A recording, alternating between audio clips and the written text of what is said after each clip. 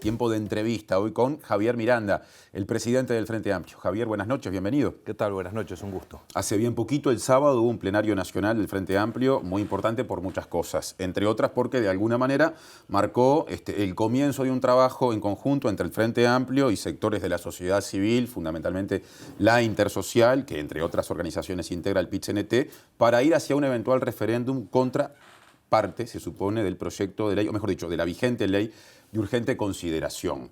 Surgen distintas interpretaciones, hay muchas cosas todavía por definir. ¿Cómo podemos sintetizar, grosso modo, esa definición del sábado? A ver, en realidad el trabajo, el relacionamiento, el diálogo con el movimiento social, con la Intersocial y entre ellos con el PIT-CNT, pero también con la FEU, con FUCBA, con la Intersocial Feminista, en fin, es un diálogo regular que mantenemos habitualmente. Sí, en concreto, respecto al referéndum, que es el planteo que además asumió la Intersocial de promover un referéndum contra la ley de urgente consideración, el Frente Amplio del sábado resolvió efectivamente, a ver, la expresión es complicada, hacerse parte del movimiento.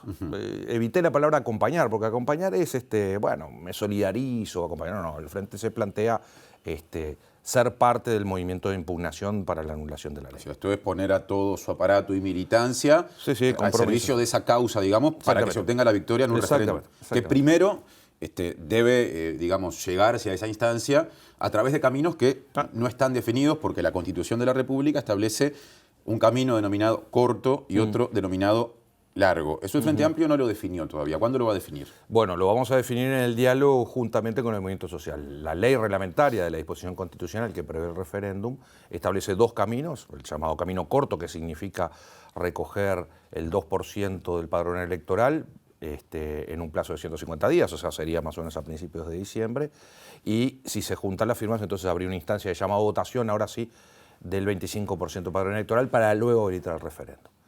O la otra instancia es el 25% del padrón electoral en base a firmas dentro del año de la promulgación de la ley, del día siguiente de la promulgación de la ley, o sea, sería julio del año que viene. Claro, ese es el denominado camino largo. Es el camino largo. Hay sectores que se han ido expresando a través de su dirigencia que tienen distintas visiones. Por ejemplo, sectores con mucho peso en la militancia. El Partido Comunista señala que el largo podría ser un mejor camino. El MPP señala que el corto, con otros sectores además, podría ser preferible. ¿Hay opinión en la presidencia del Frente Amplio al respecto? No, lógicamente hay punto de vista, discusiones internas de cuál puede ser el mejor camino, el más idóneo, pero eso también pasa por el diálogo que tengamos con los sectores de la sociedad que están impulsando conjuntamente ahora con nosotros este proceso de anulación, este proceso de referéndum. No está definido, habrá que ir conversando en las próximas horas, en los próximos días, cuál es el camino, el mejor camino. Si no me equivoco, la resolución del plenario en su punto número 3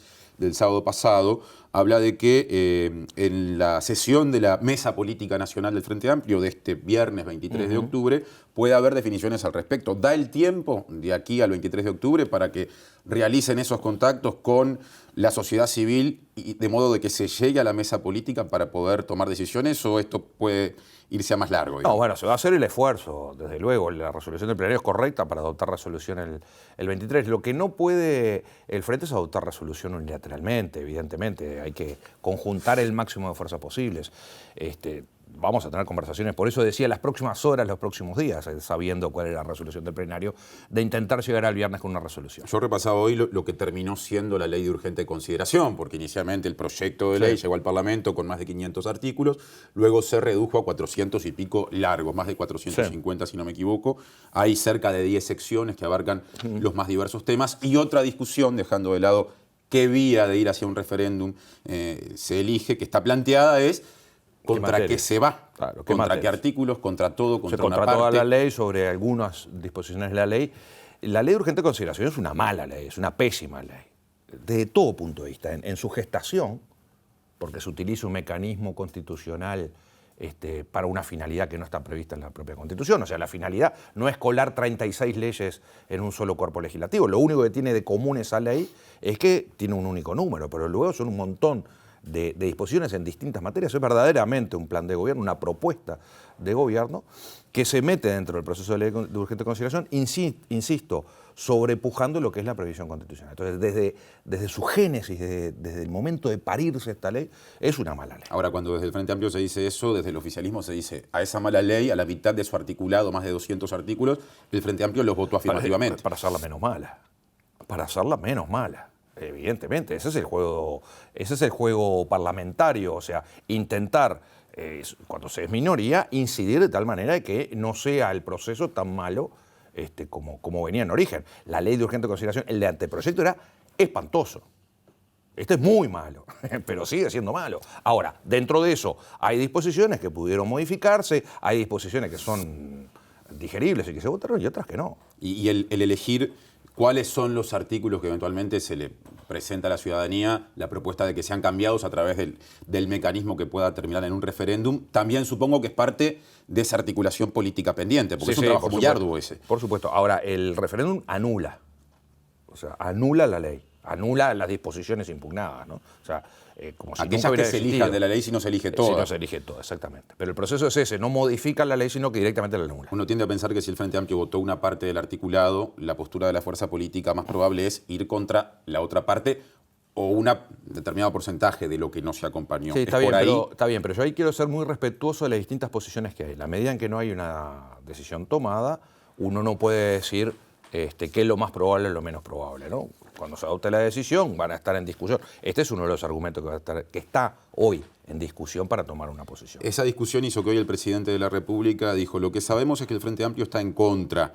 Lo que no sabemos es en contra de qué. Que no hay digamos, una especie de cachón político que se deja. No. Yo creo que el presidente sabe perfectamente en contra de qué. Estamos en contra del proyecto que propone este presidente de la República y este contubernio de gobierno que hoy tenemos. Estamos en contra de eso. Y la ley de urgente consideración es expresión de eso. No es la única expresión de eso. La ley de presupuesto también es expresión de eso. Es del país conservador, del país que va a llevar a la desigualdad, del país que va a hacer bajar el salario real. Estamos contra esa política. No tenga duda, señor presidente.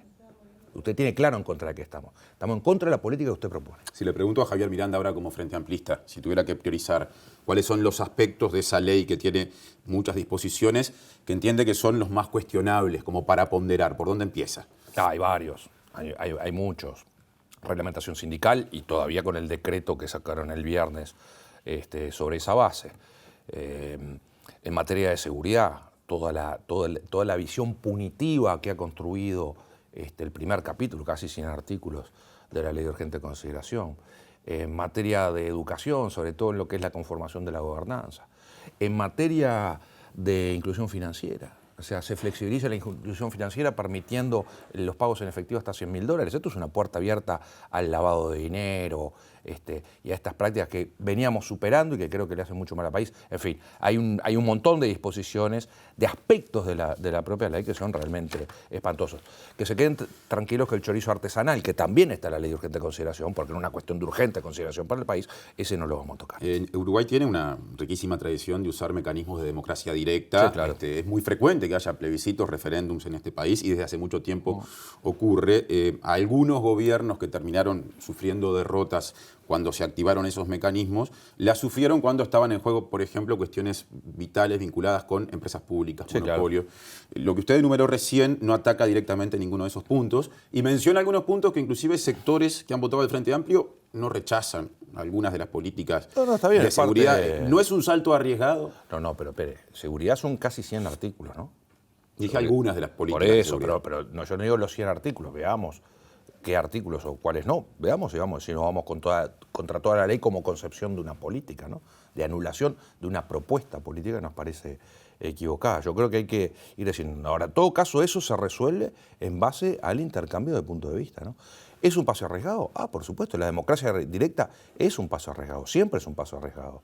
Pero hay que darlo, hay que ponerle freno a algunas actitudes de avallazamiento, como es largar una ley de urgente consideración de 500 artículos, o sea, largar 30 y tantas leyes juntas por un mecanismo que intenta hacerle un bypass a la discusión democrática parlamentaria. Se lo preguntaba también haciendo memoria porque en el comienzo, podríamos decir grosso modo, del gobierno de Jorge Valle, 18 de febrero del año 2001, hubo una jornada de adhesión voluntaria, que sería una posibilidad según el camino que se tome, contra la primera ley de urgente consideración aprobada en el gobierno de Jorge Valle, que ya se cuestionaba por extensa, pero que era mucho más breve que la actual, sin duda, en el que no se alcanzaron las adhesiones voluntarias necesarias y el Frente Amplio y parte de los colectivos que ahora impulsaban. Entonces, ¿se ha tenido en cuenta se tiene en cuenta ese antecedente al momento de evaluar el estado de situación actual? Sí, por supuesto, se tiene en cuenta todos los antecedentes, todas las experiencias de democracia directa. Pero insistimos, aquí hay una cuestión, yo diría, casi de necesidad política, ¿no?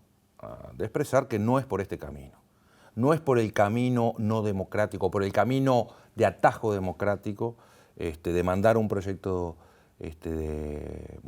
político general sin discusión parlamentaria, por vías abreviadas, justamente generando esta especie de embudo donde metemos todo junto y todo lo discutimos. Se acaba de hacer lo mismo con la ley de presupuesto, ¿no? Acaban de hacer lo mismo.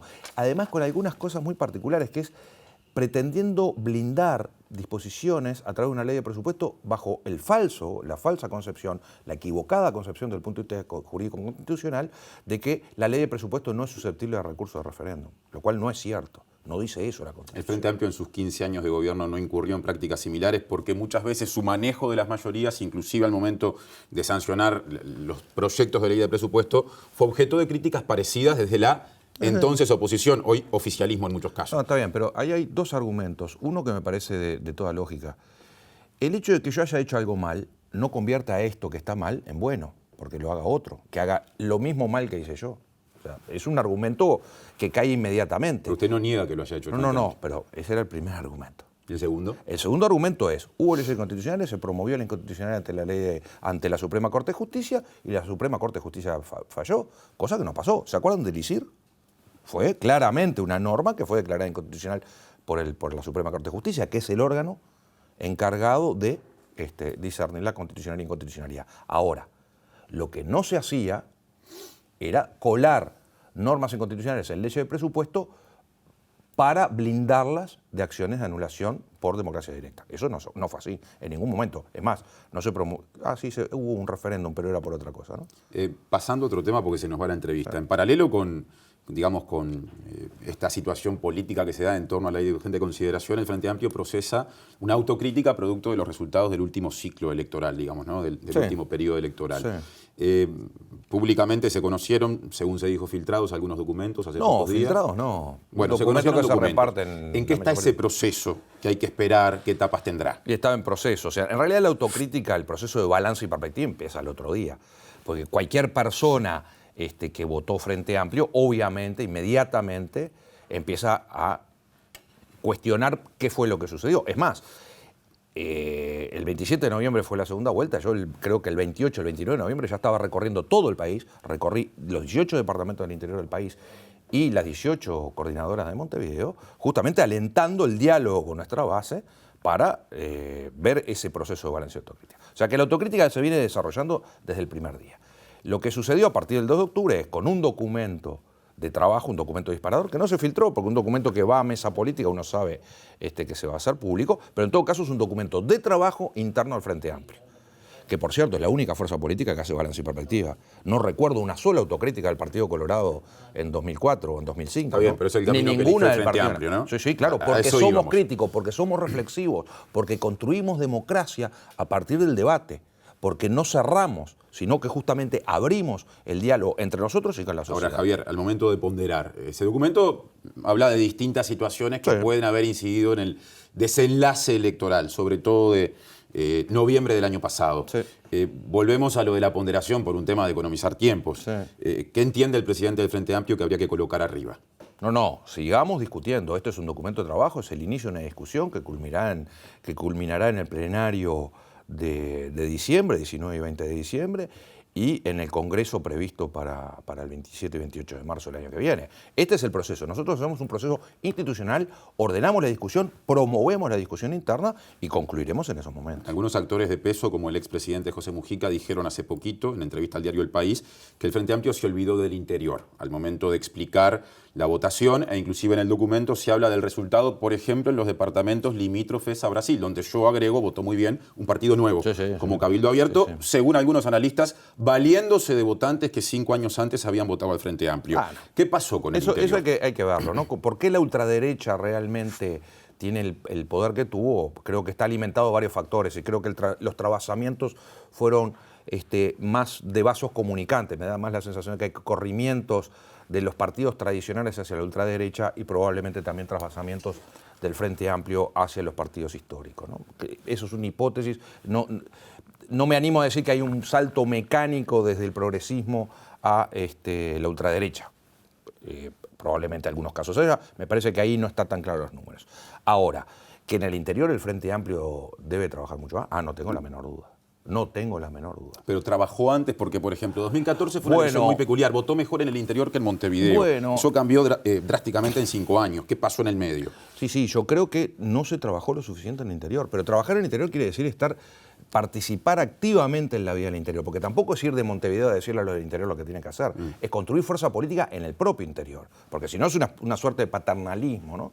Yo personalmente, los 4 años que llevo de presidente del Frente Amplio, he recorrido el interior muchísimo, ¿no? Muchísimo. Y he hecho cuestión, además, de prestarle especial atención al interior. Seguramente, como Frente Amplio, no tuvimos esa capacidad de darle el relieve que esto tiene. Ha sido muy cuestionado también el rol del último candidato a la presidencia, Daniel Martínez.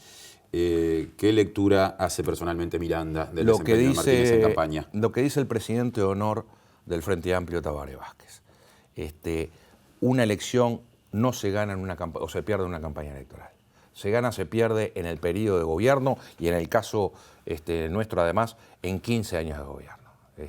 Yo creo que el análisis es mucho más amplio, muchísimo más amplio. Creo que sería un atajo decir que perdimos por la campaña. ¿Que las campañas inciden? No tengo duda. Ahora, poner el centro allí me parece que sería un atajo. Ya nos tenemos que ir fuera de micrófonos. Antes de estar al aire hablábamos de el final del periodo de gobierno al frente de la fuerza política Frente Amplio de Javier Miranda, mayo del año que viene. Ahí habría elecciones para elegir nuevo presidente o presidenta. Sí, tenemos previsto elecciones para el 23 de mayo. Bien, trascendió que José Mujica habló de Marcos Carámbula como un nombre interesante, de que Carámbula dijo, como candidato único me puede interesar. ¿Qué piensa Miranda, el hoy presidente, de esa posibilidad? Lo que pienso es que de aquí al 23 de mayo vamos a tener colgados de prensa múltiples y danzas de nombres múltiples, es parte de lo que estamos acostumbrados al ejercicio. Entonces, no hay ningún nombre arriba de la mesa. Puede haber, por supuesto, en las conversaciones me gustaría que fuera fulano o mengano, sin duda. Personalmente, de Marcos Carámbula tengo la mejor opinión, ¿no? La mejor. O sea, conozco a Marcos desde la época que íbamos a la casita de Perico Pérez Aguirre en La Huella, cuando Marcos creo que no era ni siquiera presidente de Juventud de las Piedras. Tengo la mejor opinión de Marcos. Ahora, de ahí a que sea presidente del Frente, lo va a decidir el Frente en el proceso democrático que el Frente sabe construir. Javier, gracias por este rato para TV Ciudad. Con mucho gusto.